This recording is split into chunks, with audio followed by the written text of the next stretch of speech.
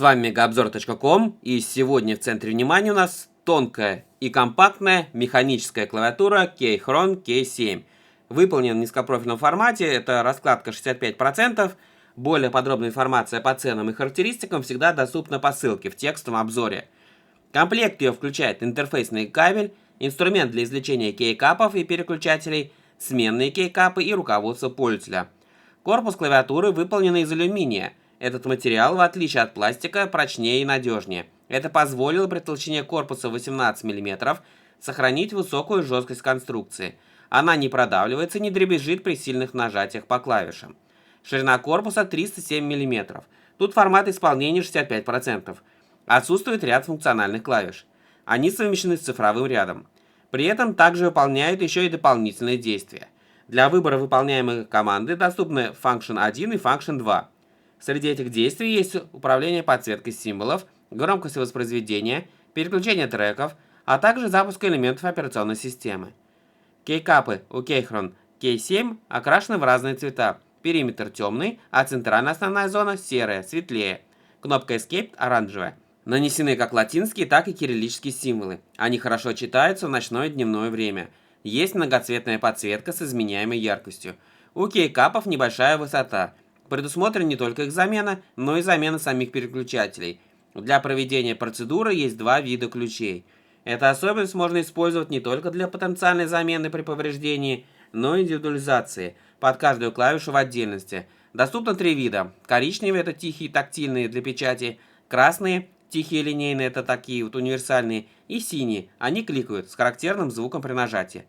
В тестируемой нами модификации установлены красные переключатели Keychron. По поведению, сопротивлению нажатия и легкости они напоминают Cherry MX. На основании по периметру распределены резиновые ножки. Они предотвращают скольжение по поверхности рабочего стола. Есть двухуровневые откидные ножки, позволяющие владельцу Keychron K7 выбрать между тремя уровнями наклона рабочей плоскости. Во всех трех она сохраняет устойчивое расположение. На обратной стороне переключатель для выбора режима работы, в зависимости от операционной системы, а также кнопка питания, совмещенная с переходом в беспроводное соединение. По центру тыльной грани расположен разъем USB-C, интерфейсный кабель съемный, он же используется для восстановления аккумулятора. У Keychron K7 есть два режима работы, проводной и автономный. Для беспроводного соединения используется актуальный модуль Bluetooth 5.1.